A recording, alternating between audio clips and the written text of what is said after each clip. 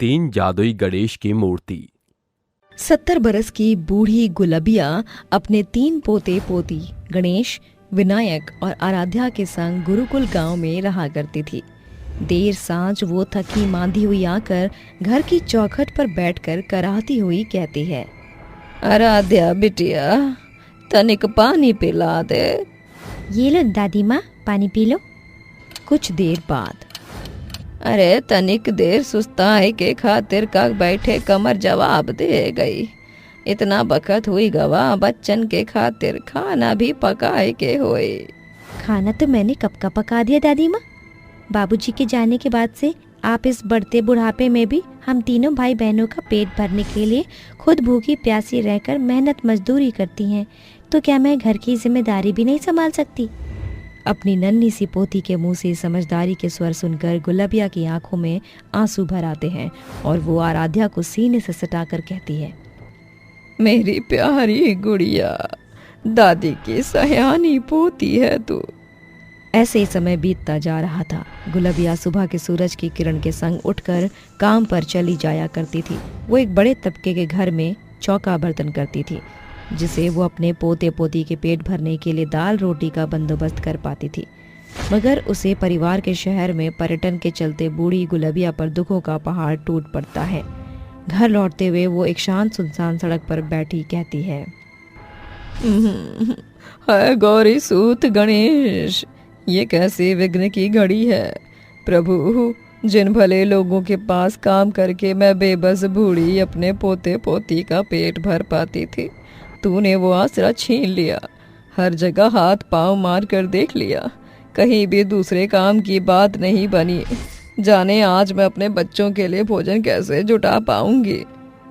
बेरोजगारी के बड़े दुख से उस पल गुलबिया लाचार होकर अष्टविनायक मंदिर के बाहर खड़ी भीख मांगने पर उतारू हो जाती है। ये लो माता।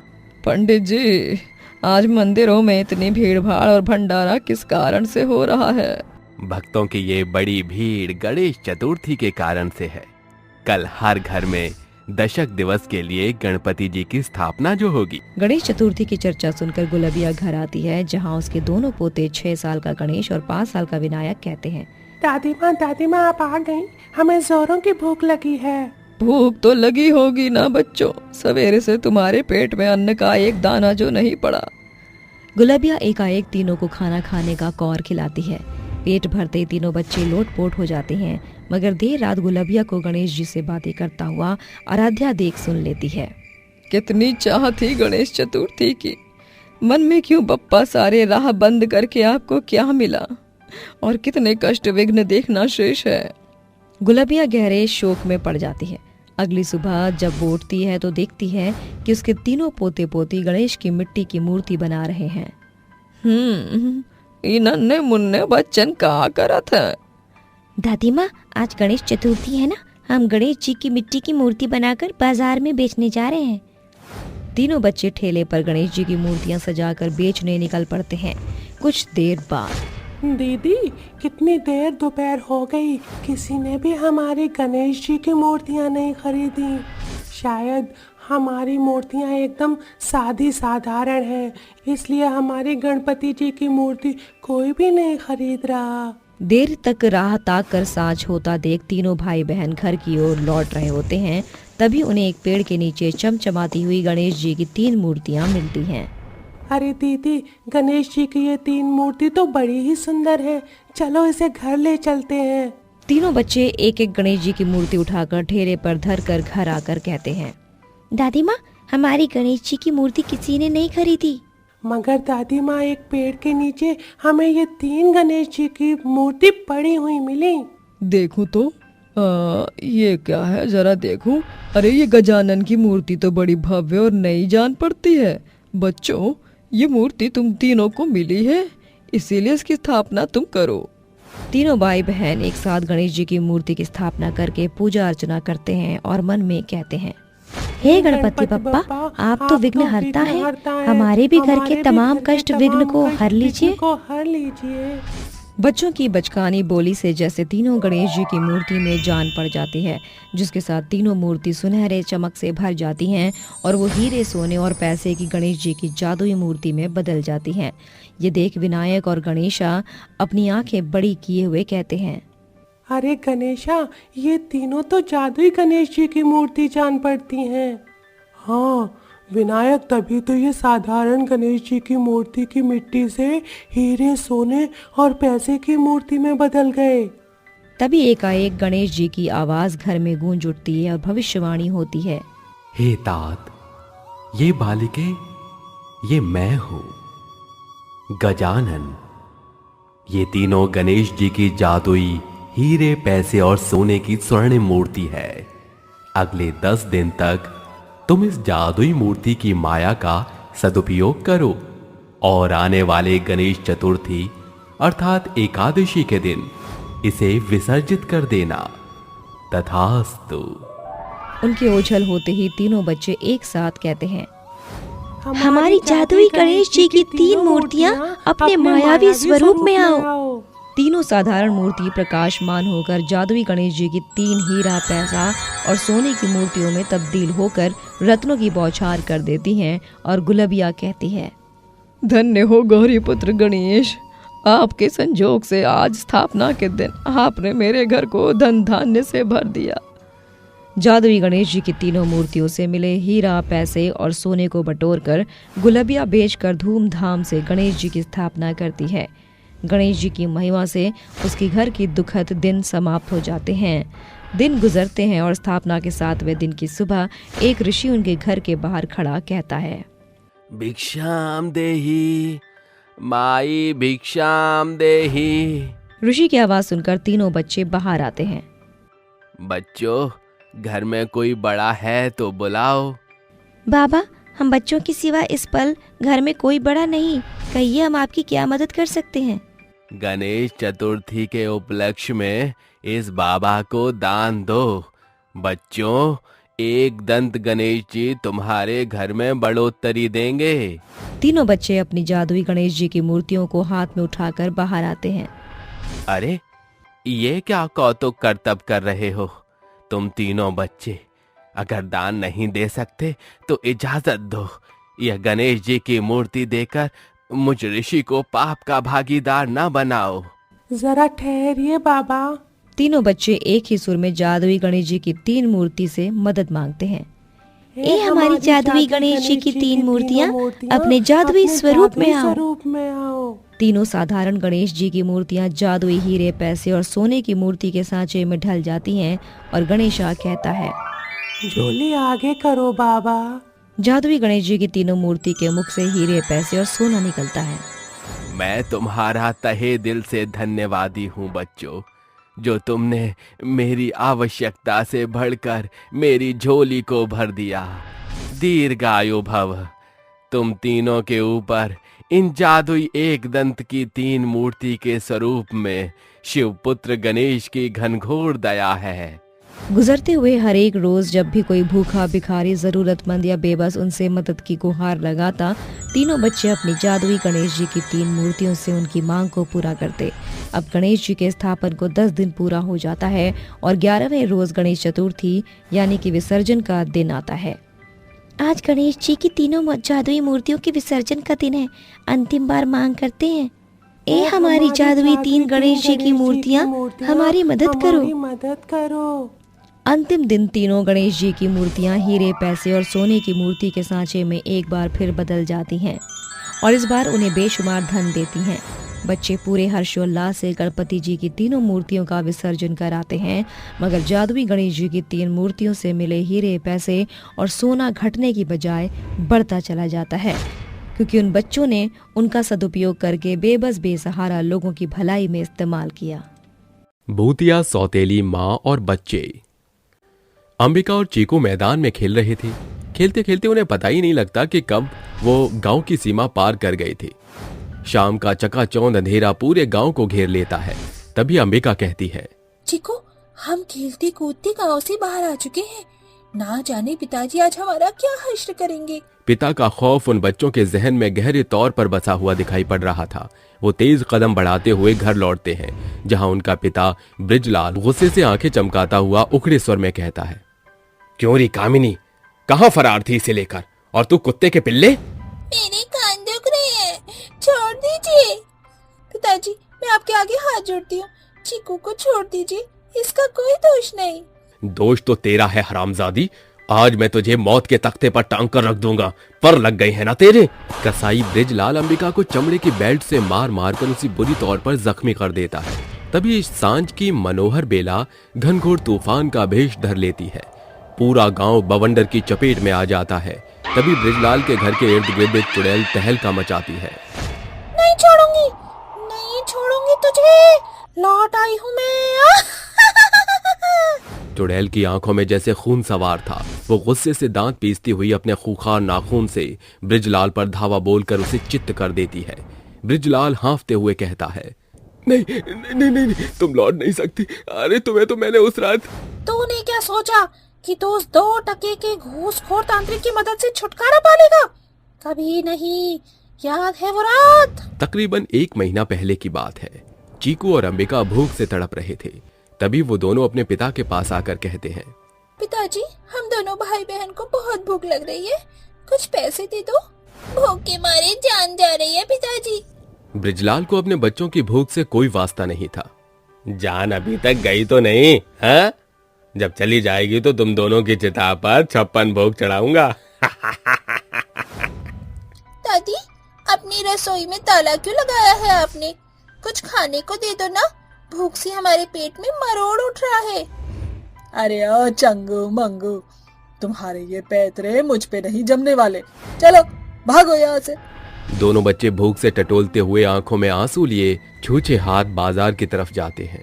बाजार भी उठ चुका है, अब मैं अपने भाई चीकू को क्या खिलाऊंगी? तभी बाजार खत्म होने के अंतिम सड़क पर उन्हें एक औरत खाने से भरे ठेले के साथ खड़ी नजर आती है। खाना बोलो, खाना, ताजा ताजा खाना। भूखे बच्चे वहां आकर उसे निहारने लगते हैं। हमें बड़ी जोरों की भूख लगी है, कुछ खाने को दे दो। वो बच्चों की ओर देखकर एक मुस्कान देकर उनके आगे खाने से भरी थाली परोसती है। दोनों बच्चे खाने पर टूट पड़ते हैं। औरत कहती है, शायद कच्ची उम्र के चलते ये दोनों बच्चों को मेरे चुड़ैल रूप से खौफ नहीं लगा। खैर, भला है कि मुझको इनके सामने आने के लिए इंसानी भेष धरने की जरूरत नहीं। आपके हाथों में तो माँ के खाने का जादू भरा है। तुम्हारी माँ कहाँ है? हमारी माँ भगवान जी के पास है। चुड़ैल और बच्चों के मिलने का सिलसिला शुरू हो चुका था। दोनों बच्चे हर रोज चुड़ैल के ठेले पर आकर अपनी भूख को मिटाया करते थे। चुड़ैल उन्हें खूब लाड प्यार किया करती थी। आपका प्यार पाकर हमें माँ की कमी महसूस नहीं होती।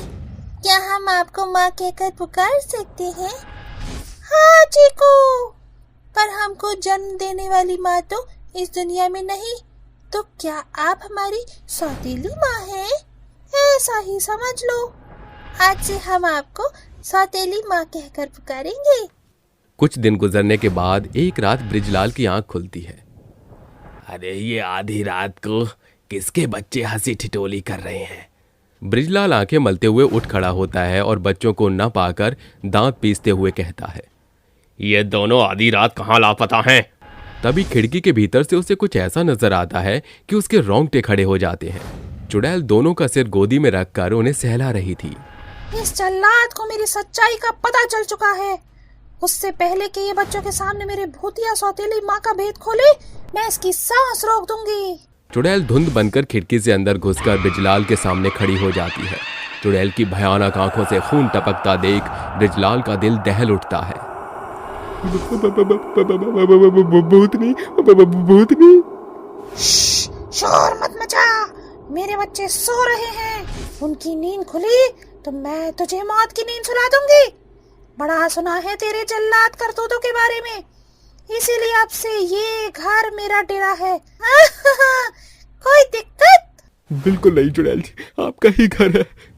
भूतनी अब उनके संग उसी घर में रहने लगी थी। अगली रात ब्रिजलाल की माँ कुंती किचन में खाना पका रही थी।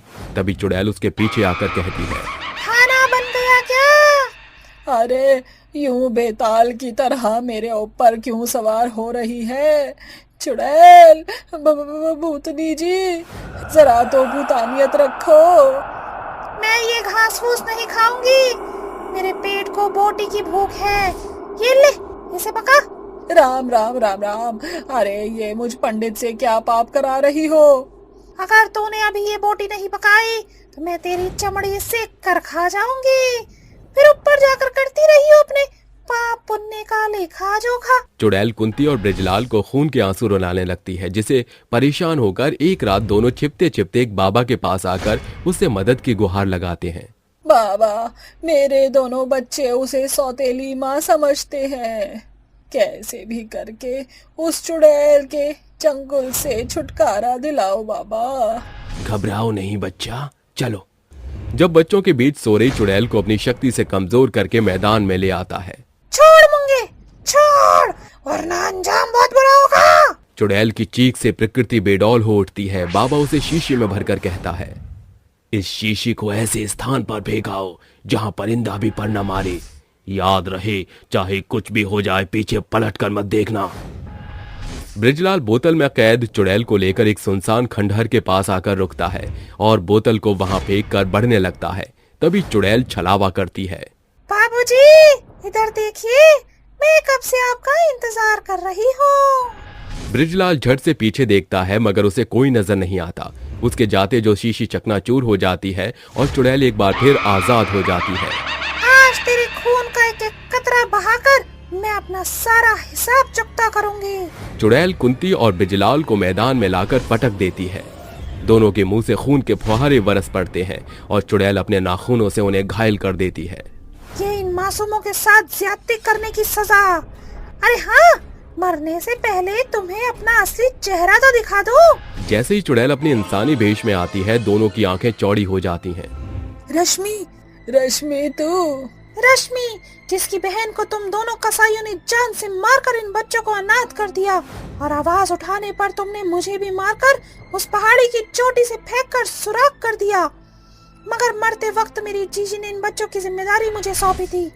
वचनबद्ध होने के चलते मेरी आत्मा को मुक्ति नहीं मिली। साली साहिबा, अपने जीजा को एक मौका दे दो, मैं सब ठीक कर दूंगा। तुम दोनों माँ बेटे एक ही थाली के चट्टे बट्टे हो। जा बुढ़िया, अब ऊपर जाकर अपने बेटे के लिए नई दुल्हनिया भी तो तलाशना है तुझे। तुम्हारे हलक से जान निकाल कर ही मेरे कलेजे को ठंडक पड़ेगी। चुड़ैल उन्हें मारकर अपना बदला पूरा करती है। किसी भी हाल में बच्चों को ये भनक नहीं लगनी चाहिए कि जिन्हें वो अब तक सौतेली माँ समझते रहे हैं, वो उनकी मौसी है। अंत में चुड़ैल दोनों बच्चों के सयाने होने तक भूतिया सौतेली माँ बनकर ही उनके बीच रहकर उनका लालन पालन करने लगती है। कुछ साल बाद, बच्चों, अब तुम्हारे भूतिया सौतेली माँ के जाने की घड़ी आ चुकी है। अपना ख्याल रखना। आप भी अपना ख्याल रखना मासी माँ।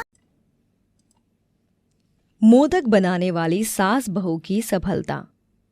गौरी अपनी सास सुनंदा के साथ बल्लभगढ़ गांव में रहती थी। उसका पति महेंद्र पेशे से एक मोदक व्यापारी था। वो गांव-गांव के बाजार में बड़े तबके के हलवाई के यहाँ मोदक पहुंचाया करता था। महेंद्र के मोदक के इस कारोबार में उसकी माँ और अपनी पत्नी दोनों पूरा हाथ बटाया करती थीं। ये लीजिए जी, सारे मोदक बन गए। शुक्रिया गौरी। और माँ, मेरे इस मोदक के कारोबार में आप दोनों सास बहू का बड़ा योगदान है।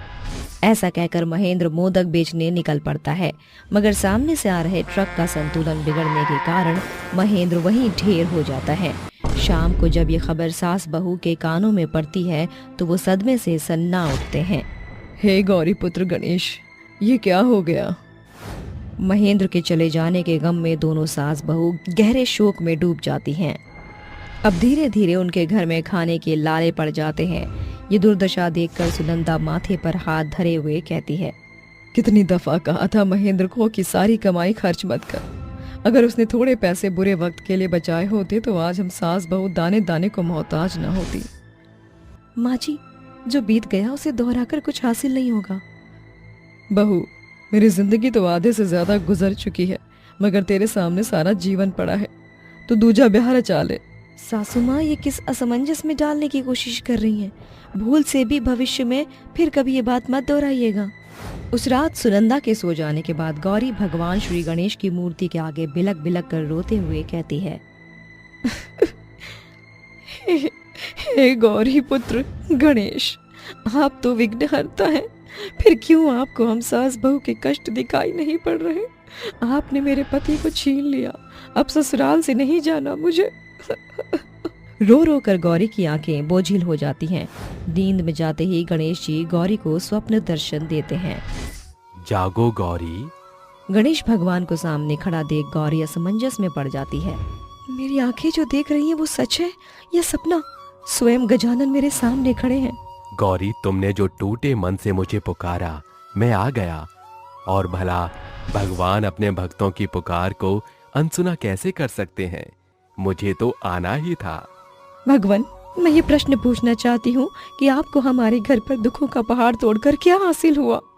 तुम्हारे पति की मृत्यु स्वयं सृष्टि के रचयिता ब्रह्मा का लेख था। जानता हूं, मगर ये विपत्ति दूर हो सकती है। तुम दोनों सास बहू मोदक मिष्ठान बनाने में बेहद निपुण हो, इसलिए मैं चाहता हूं कि तुम दोनों मिलकर मेरे मन भावन मोदक बनाकर उन्हें बेचने का काम करो। मैं गजानन सदा तुम सास बहू के साथ वास करूंगा। तथास्तु।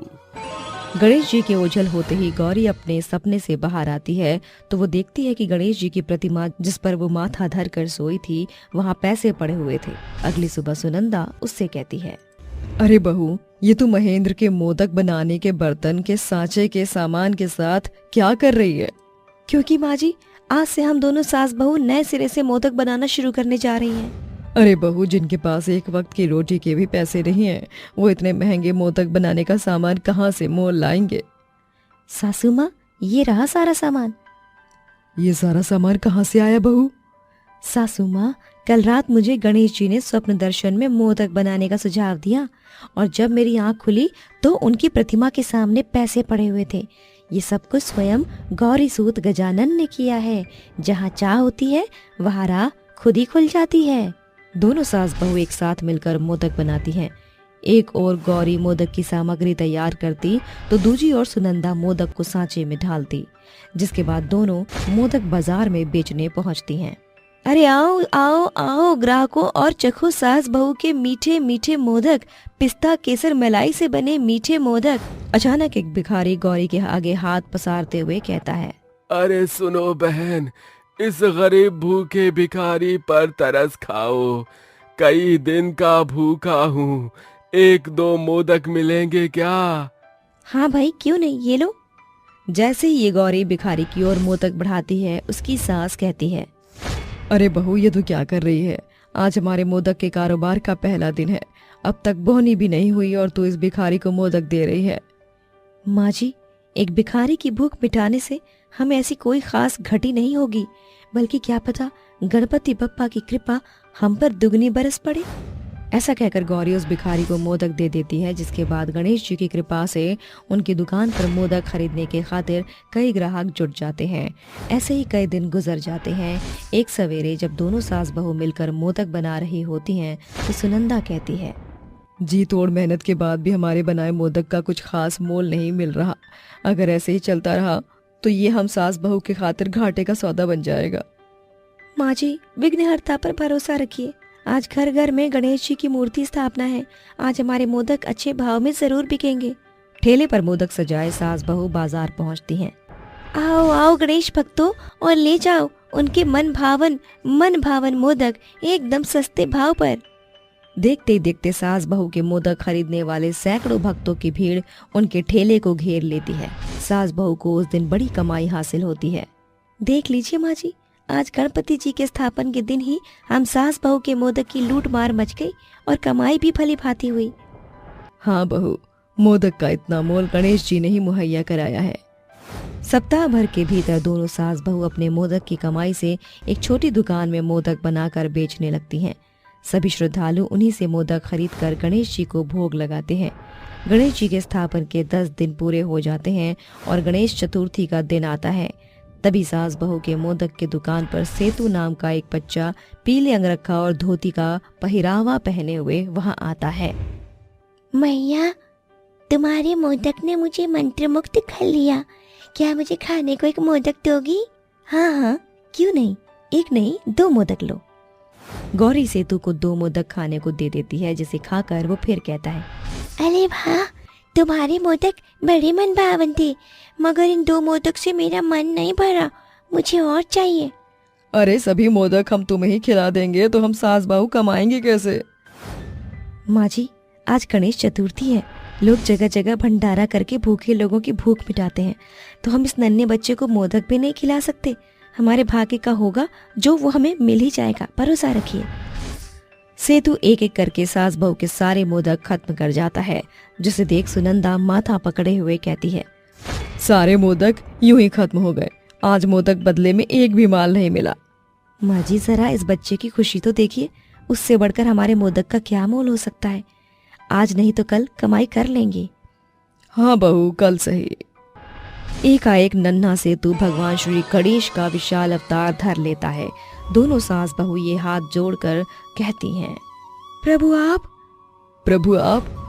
हाँ, मैं सेतु बनकर तुम दोनों सास बहू की परख कर रहा था, मगर तुम्हारा मेरे प्रति भक्ति भाव और मानव जाति के प्रति प्रेम देखकर मैं बेहद प्रसन्न हुआ, इसलिए मैं तुम्हारी दिन दशा को बदल रहा हूँ। गणेश जी अपना दाहिना हाथ आगे बढ़ाकर सास बहू की छोटी सी मोदक की दुकान की काया पलट कर देते हैं और उन्हें काफी सारा धन देकर ओझल हो जाते हैं। धन्य हो प्रभु, आज गणेश चतुर्थी के उपलक्ष्य पर आपके दर्शन पाकर हम सास बहू का जीवन सफल हो गया। साथ ही साथ हम सास बहू के मोदक का कारोबार भी सफलता के शिखर पर पहुंच गया। गणेश जी से मिले पैसे से सास बहू मोदक के काम को और ज्यादा फैला देती हैं और एक दुकान से कई सारी मोदक मिष्ठान की दुकान शुरू करती हैं, जिसके लिए वो सदा गणेश जी का गुणगान किया करती हैं। चुड़ैल का तरबूज रस हैंडपंप। तरबूज ले लो तरबूज, ताजे ताजे तरबूज, रसीले रसीले तरबूज, तरबूज तरबूज। अरे ओ तरबूज वाली, रुक जा जरा, बता तो सही कैसे दे रही है तरबूज? माँ जी 40 रुपए किलो बेच रही हूँ, बताओ कितना तोल दूं? गर्मी में तो तरबूज खाने का मजा ही कुछ और है, चल 2 किलो तरबूज तोल दे। शीतल 2 किलो तरबूज बूढ़ी औरत को देकर बाकी के तरबूज आगे बेचने के लिए निकल जाती है, जिसके बाद आगे जाकर अचानक से उसकी तरबूज की रेडी एक पत्थर से टकरा जाती है, जिसके बाद उसके सभी तरबूज रेडी से नीचे गिर जाते हैं। हे भगवान, एक तो इतनी कड़ी धूप, ऊपर से इतनी गर्मी में ये तरबूज भी रास्ते में ही गिर गए। ऐसा कहकर शीतल अपने खरबूजों को उठाने लगती है, लेकिन तभी अचानक से सड़क पर एक बहुत तेज कार आती है, जिसके बाद शीतल का उस कार से एक छोटा सा एक्सीडेंट हो जाता है। शीतल एक्सीडेंट के दौरान बेहोश होकर वहीं गिर जाती है।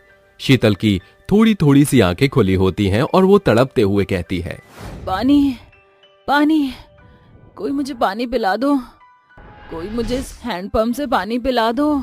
शीतल को अपनी बंद आंखों से सामने एक हैंडपंप दिखाई देता है, जिसके बाद वो रेंग रेंग कर जाने की कोशिश करती है, लेकिन जा नहीं पाती। अरे कोई मेरी मदद करो, मुझे पानी पिला दो, नहीं तो मैं यहीं तड़प तड़प कर मर जाऊंगी। दरअसल एक्सीडेंट के दौरान शीतल के सिर पर चोट लग जाती है, जिसकी वजह से उसके सिर से खून निकलने लगता है। एक तरफ शीतल की रेडी के सभी तरबूज यहाँ से वहां बिखर जाते हैं, तो दूसरी तरफ बेचारी शीतल का एक्सीडेंट हो जाता है, लेकिन वहां से गुजरने वाला कोई भी व्यक्ति उसकी कोई मदद नहीं करता, जिसके बाद वो वहीं तड़प तड़प के मर जाती है। लेकिन मरने के बाद भी शीतल को उसकी आत्मा से मुक्ति नहीं मिलती और वो एक बहुत भयानक चुड़ैल बन जाती है। कितने निर्दयी लोग हैं इस दुनिया में, किसी को भी मेरी प्यास की कोई फिक्र ही नहीं है। आखिरकार मैं तड़प तड़प कर मर ही गई, किसी ने मेरी मदद नहीं की, ऊपर से अब मैं अपने परिवार से भी दूर हो गई हूँ, अब उनका ध्यान कौन रखेगा?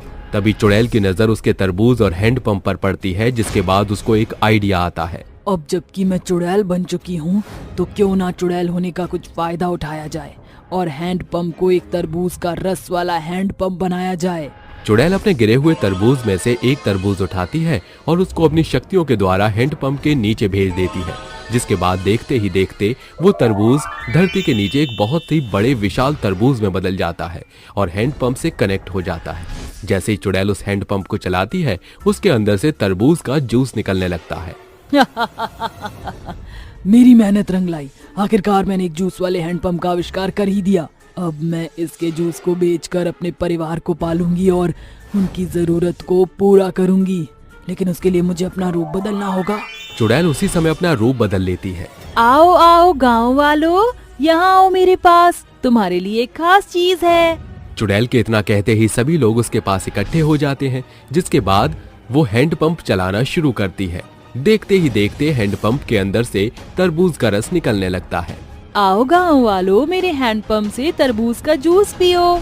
हैंडपंप से तरबूज का जूस देखकर गांव के सभी लोग आकर्षित होते हैं और चुड़ैल से तरबूज का जूस खरीदने लगते हैं। देखते ही देखते चुड़ैल की अच्छी खासी कमाई हो जाती है। आखिर मुझे कमाने का जरिया मिल ही गया, लेकिन मजा तो तब आएगा जब रात के 12 बज जाएंगे। इतना कहकर चुड़ैल वहां से गायब हो जाती है। देखते ही देखते रात होने लगती है और जैसे ही रात के 12 बजते हैं, चुड़ैल अपने हैंडपंप के पास आकर खड़ी हो जाती है। देखते ही देखते वहां जितने भी गांव के लोगों ने हैंडपंप से तरबूज का जूस निकलवा कर पिया था, वो वहीं सभी इकट्ठे हो जाते हैं। आ गए गांव वालों, जो तुमने मेरे साथ किया वो बिल्कुल अच्छा नहीं था। उसका बदला तो मुझे तुम लोगों से लेना ही था। अब मैं तुम लोगों को तरबूज बनाकर हैंडपंप के अंदर डालूंगी, जिसके बाद हैंडपंप से तुम लोगों से बना हुआ तरबूज का जूस निकलेगा। देखते ही देखते चुड़ैल उन सभी लोगों को तरबूज बनाकर हैंडपंप के अंदर डाल देती है। ये सब गांव का एक बिरजू नाम का लड़का पेड़ के पीछे से छुपकर देख लेता है। हे भगवान, बाप रे बाप, ये तो एक बहुत भयानक चुड़ैल है। अगर ये इसी तरह गांव के लोगों को मारती रहेगी तो गांव का कोई भी आदमी नहीं बचेगा। मुझे इसके बारे में गांव वालों को बताना होगा। बिरजू वहां से छुपकर चला जाता है और जैसी सुबह होती है वो गांव के सभी लोगों को इकट्ठा करता है और उनसे कहता है, अरे गांव वालों, अब क्या बताऊं तुम्हें, कल रात मैंने एक बहुत भयानक चुड़ैल देखी। हमारे गांव में जो हैंडपंप है और उसमें से जो तरबूज का जूस निकलता है, वो एक चुड़ैल निकाल रही है। क्या कहा? हैंडपंप से चुड़ैल तरबूज का जूस निकाल रही है? लेकिन वो ऐसा क्यों कर रही है? जैसे ही रात के 12 बजते हैं, चुड़ैल हैंडपंप के पास पहुंच जाती है और साथ ही साथ वहां पर वो लोग भी पहुंच जाते हैं जिन्होंने चुड़ैल से तरबूज का जूस लिया था। चुड़ैल उन लोगों को तरबूज बनाकर हैंडपंप के अंदर डाल देती है। हे प्रभु, भाई साहब, ये आप क्या कह रहे हो? इसका मतलब वो चुड़ैल हमारे ही गांव के लोगों का तरबूज का जूस बनाकर हमें पिला रही है। अब हम उस चुड़ैल को इस गांव से कैसे भगाएं? आखिर वो ये सब क्यों कर रही है? उसे भगाने का कोई तो उपाय होगा ही। अब ये तो हमें तांत्रिक बाबा ही बता सकते हैं। चलो सभी उन्हीं के पास चलते हैं। बिरजू की बात मानकर गांव के सभी लोग उसके साथ इकट्ठा होकर तांत्रिक बाबा के पास पहुंच जाते हैं, जिसके बाद तांत्रिक बाबा उन्हें बताते हैं, अभी कुछ ही समय पहले एक दुर्घटना के दौरान उस औरत की उस जगह मृत्यु हो गई थी, जिसके बाद उसकी आत्मा यहाँ वहां भटकने लगी। उसे अपने परिवार की चिंता सता रही थी, जिसके बाद उसने अपने परिवार का ख्याल रखने के लिए हैंडपंप को ही एक तरबूज का जूस वाला हैंडपंप बना दिया। अब चुड़ैल गांव के लोगों से अपनी मौत का बदला ले रही है, क्योंकि मरते समय वो सभी से पानी मांग रही थी, लेकिन किसी ने भी उसे पानी नहीं दिया। बाबा, हमें उस चुड़ैल से छुटकारा कैसे मिलेगा? कोई तो उपाय बताओ। तांत्रिक बाबा गांव के सभी लोगों को चुड़ैल को भगाने का उपाय बताने लगते हैं, जिसे सुनकर गांव के सभी लोग ठीक रात के 12 बजने का इंतजार करते हैं। जैसे रात के 12 बजते हैं, गांव के सभी लोग हाथों में मशाल लिए हैंडपंप के पास पहुंच जाते हैं। जैसे ही चुड़ैल गांव के लोगों को देखती है, चुड़ैल उनसे कहती है, गांव वालों, तुम क्या यहाँ जबरदस्ती मरने आए हो क्या? नहीं चुड़ैल, हम लोग यहाँ तुझे मुक्ति दिलाने आए हैं। मेरी मर्जी के बिना तुम लोग मुझे यहाँ से मुक्ति नहीं दिला सकते। चुड़ैल के ये सुनने के बाद गांव के सभी लोग अपनी मशालों को हैंडपंप के ऊपर फेंक देते हैं, जिसके बाद हैंडपंप जलने लगता है। देखते ही देखते हैंडपंप के साथ चुड़ैल भी जलने लगती है। ये तुम लोगों ने क्या किया? तुम लोग इस गलती का भुगतान भुगतोगे। मैं लौट कर जरूर आऊंगी और किसी को नहीं छोड़ूंगी। चुड़ैल जलकर वहां से मुक्त हो जाती है, जिसके बाद बिरजू कहता है, शुक्र है तांत्रिक बाबा ने हमें चुड़ैल के मरने का कारण बता दिया। इस चुड़ैल ने अपने शरीर को हैंडपंप के पास ही दफना दिया था ताकि उसे मुक्ति न मिले, और जैसे ही हमने हैंडपंप को जलाया, हैंडपंप के साथ साथ उसकी लाश भी जल गई और उसे मुक्ति मिल गई। लेकिन गांव वालों, एक बात याद रखना, कभी भी प्यासे को पानी के लिए मना नहीं करना चाहिए। अगर कोई दुख या तकलीफ में है तो हमेशा उसकी मदद करें, वरना उसकी आत्मा इसी तरह भटकती रहेगी। सास बहू के स्वादिष्ट बैंगन। दो औरतें बैंगन के भरे टोकरे को देखकर कहती हैं, माँ जी, इतनी सारे बैंगनों का अब हम क्या करेंगे? हमारी 2 दिन से कोई बिक्री नहीं हुई। कोई इन बैंगनों को लेना ही नहीं चाहता। तू परेशान मत हो बहू, कुछ ना कुछ रास्ता तो निकल ही जाएगा। हाँ, मुझे याद आया, विक्की ने तुझे जो बोला था वो आज तुझे करना ही पड़ेगा। अरे हाँ माँ जी, पहले मुझे ये आइडिया क्यों नहीं आया, अब तो मैं यही करूँगी। परेशान सास बहू बैंगन बेचने में असफल हो गई। तभी राजवती उसे कुछ ऐसा कहती है कि रेशमा उस तरकीब को अपनाती है। और वो विक्की कौन था, आखिर रेशमा ऐसा क्या करने वाली थी, जानने के लिए कहानी में कुछ समय पीछे चलते हैं। राजवती अपनी बहू रेशमा और बेटा विक्की के साथ आजमगढ़ गांव में रहती थी। जैसे तैसे विक्की मेहनत करके घर चला लिया करता था। शाम को विक्की जैसे ही घर आता है तो वो कहता है, रेशमा तुमने खाने में क्या बनाया है? आज मुझे बैंगन का भरता खाने का बहुत मन कर रहा है, बताओ ना। विक्की जी, मैंने आलू मटर की सब्जी बनाई है, बैंगन नहीं बनाए। यार मैं तुमसे कह कर गया था ना कि आज बैंगन की सब्जी बना देना, तुम्हें पता है ना मुझे बैंगन कितने पसंद है, फिर भी नहीं बनाए। विक्की जी, मुझे बाजार में बैंगन नहीं मिले, क्या करूं? एक जगह मिले भी, वो भी मुझे कीड़े वाले बैंगन लग रहे थे, इसलिए मैंने छोड़ दिया। ठीक है, अब से मैं ही बैंगन ले आया करूंगा, पर तुम बनाओगी जरूर। अरे मुझे बैंगन की खुशबू आ रही है, तुमने बनाया है ना? झूठ बोल रही हो ना मुझसे? आप ना ज्यादा ही बैंगन लवर बन रही हो। इतना खाने का मन है कि आपके पड़ोसियों की बैंगन की खुशबू अपने घर में आ रही है। अरे बहू, क्यों मेरे बेटे को सता रही है? जितने प्यार से बैंगन का भरता बनाया है उसके लिए, उतने प्यार से अब उसे खिला भी दे। आइए विक्की जी, आपका बैंगन का भरता आपकी फेवरेट डिश टेबल पर इंतजार कर रही है, वही बनाया है मैंने। इसका मतलब इतनी देर से तुम मुझे परेशान कर रही थी? हाँ अब मुंह मत फुलाइए, खा लीजिए। इस तरह सब एक साथ बैठकर खाना खाते हैं। वाह रेशमा, तुम्हारे हाथ में तो जादू है, तुमने बहुत ही स्वादिष्ट बैंगन बनाए हैं। शुक्रिया विक्की जी। एक तो बैंगन मेरे फेवरेट हैं, ऊपर से तुम इतना अच्छा बैंगन बनाती हो कि क्या बताऊं। काश बैंगन की भी कोई डिश बनाकर कोई बाहर बेचता, फिर तुम भी लोगों को अपने हाथ का स्वादिष्ट खाना चखा पाती। हाँ बेटा, पर लोग बैंगन ज्यादा नहीं खाते, सिर्फ कोई कोई लोग ही खाते हैं, वरना चाउमीन मोमोज की तरह बैंगन की चीजें भी बिकती। हाँ विक्की जी, मैं मम्मी जी की बात से सहमत हूँ। अगले दिन राजवती बैंगन के बीज निकाल कर आंगन में बैंगन के बीज बो रही थी, तभी उसकी बहू आकर कहती है, अरे माँ जी, ये आप बैंगन के बीजों के साथ क्या कर रही हैं? अब तुझे तो पता ही है कि विक्की को बैंगन कितने पसंद है, इसीलिए उसके लिए घर में ही बैंगन की खेती कर रही हूँ। रोज रोज कौन बाजार से बैंगन लाए? घर की खेती होगी तो जब चाहे मांग लेगा वो, क्योंकि वो हमेशा ही मांगता है। ये तो आपने बिल्कुल ठीक कहा माँ जी। वक्त बीतता है। रेशमा और राजवती बैंगन की खेती में रोज पानी डालकर उसकी देखभाल करते थे। अब बैंगन के पौधे में से बैंगन भी आने लगे थे। तभी रेशमा कहती है, अरे वाह माँ जी, ये बैंगन तो कितने सुंदर उगे हैं, बड़े प्यारे लग रहे हैं, छोटे छोटे। हाँ, आज तो उसके लिए बैंगन के पकौड़े बना देना, उसे बहुत पसंद है। अरे माँ जी, बैंगन के पकौड़े क्या? उन्हें तो बैंगन का कुछ भी बनाकर खिला दो, उन्हें सब पसंद है। सही बोली तू। शाम को विक्की जब घर आता है तो रेशमा उसके लिए अलग अलग तरह के बैंगन की सब्जी, बैंगन के पकौड़े, भरता आदि बनाकर खिलाती है। ये सब देखकर वो कहता है, अरे वैसे तो तुम्हें बैंगन मिलते नहीं, आज बैंगन की इतनी सारी सब्जियां, रेसिपी, क्या बात है। कुछ गिफ्ट वगैरह चाहिए क्या मुझसे? नहीं जी, ये सब तो माँ जी की वजह से हुआ है। 2-3 महीनों से उन्होंने आपके लिए बैंगन की खेती कर रखी है, उसी की चीजें बनवाई है। शुक्रिया माँ, पर ये सब करने की क्या जरूरत थी?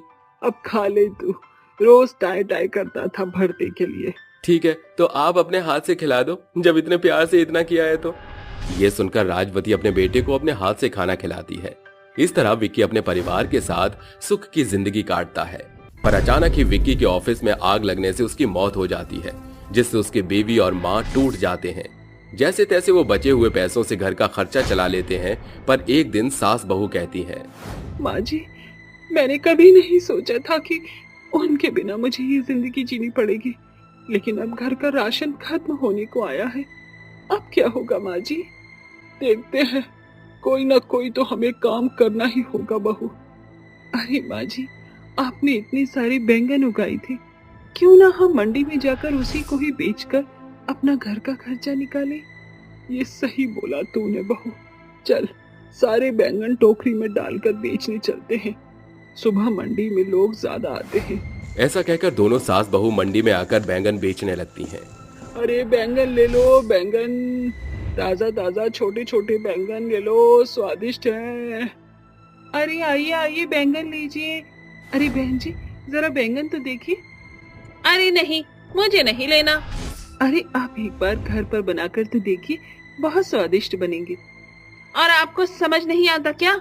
मेरे घर पर बैंगन कोई नहीं खाता, नहीं चाहिए मुझे। ऐसे ही दोनों सास बहू बैंगन बेचने की कोशिश करती हैं, मगर एक दो ग्राहक से ज्यादा कोई नहीं आता।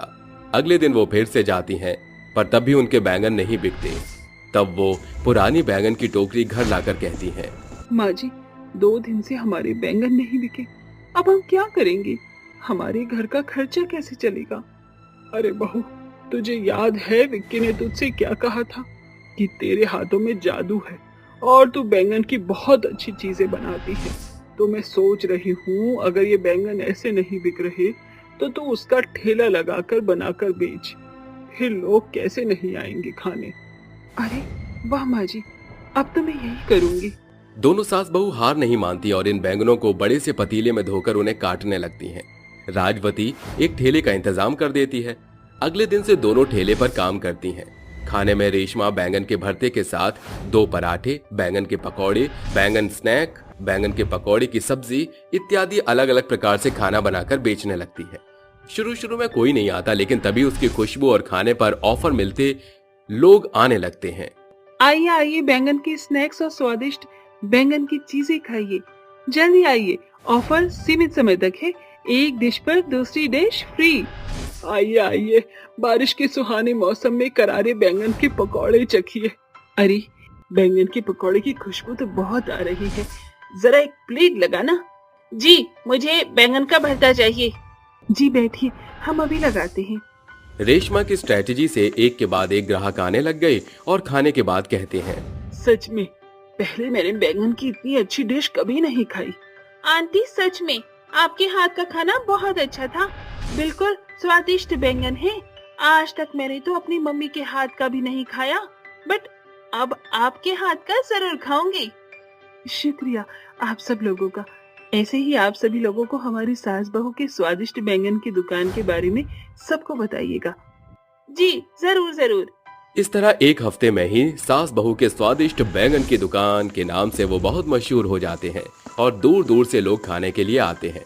देखते ही देखते उनके बैंगनों की डिमांड इतनी बढ़ती है कि सास बहू की 3 ब्रांच खुल जाती है, जिससे अब उनके घर की आर्थिक स्थिति पहले से कई गुना अच्छी हो चुकी थी।